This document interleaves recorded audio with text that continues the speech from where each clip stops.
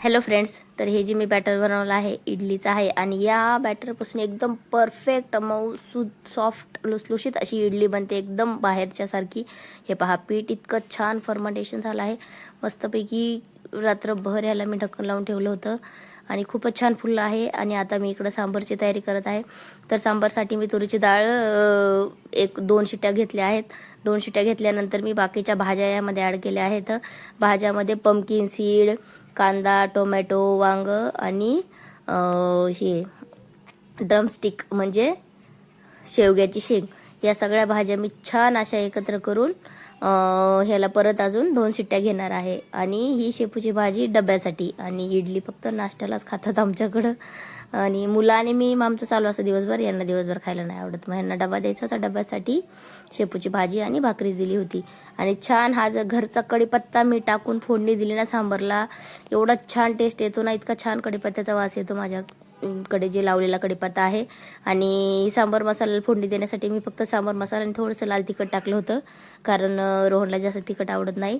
आणि हे जे आपण सांबार 2-3 शिट्ट्या घेतल्यात, यामधल्या मी फक्त शेवग्याच्या शेंगा आहे ना बाजूला काढणार आहे, कारण त्याच्या काड्या काड्या होतात मॅश केल्यानंतर.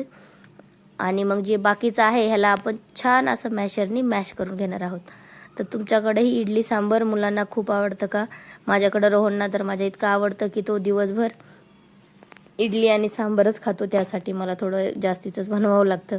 दुसऱ्या दिवशी पण तो विचारतो, मम्मी इडलीचं पीठ आहे का? मग त्याचा डोसा, उत्तप्पा, काही चालतच असतं आमच्याकडे. मग हे पहा, मस्तपैकी असं मी ह्याला मॅश करून घेतलं आहे. आणि हे पंपकिनचं सांबार तुम्ही बनवून पहा, इतकं छान टेस्टी होतं ना, एकदम बाहेरच्यासारखं. आणि तर सकाळी सकाळी उठून ब्रश करून मला इडली काढायला मदत करत होता. तर त्याने फक्त त्याला खाण्यापुरतीच 3 इडल्या काढल्या, बाकीचे हे पहा मला अजून काढायच्यात. आणि इडली पहा तुम्ही किती छान आणि सॉफ्ट अशी झालेली आहे. हे पहा, एकदम मऊ लुसलुसीत छान अशी जाळी पडलेली आहे. खूप छान टेस्टी आणि एकदम अगदी कापसासारखी मऊ लुसलुशीत इडली झाली होती. आणि सांबार देखील तुम्ही पहा, असं वाटते की सेम बाहेर इथं भेटतं साऊथ इंडियन स्टाईल, सेम तसं सांबार देखील झालेलं आहे. आणि टेस्ट पण एकदम कमाल झाली होती, खूप मस्त. मला तर खूप आवडते सांबार असं चम्मचनी प्यायला. तर चला आपण आता रोहनला विचारूया. हमारे सामने कुछ वस्तुएं हैं। अब हम इनमें से लुढ़कने वाली वस्तुओं को एक तरफ करेंगे। रोहन, जैसे कशी झाली इडली? सेब, आलू, टमाटर, सांबार? बॉल और खिसकने वाली वस्तुओं को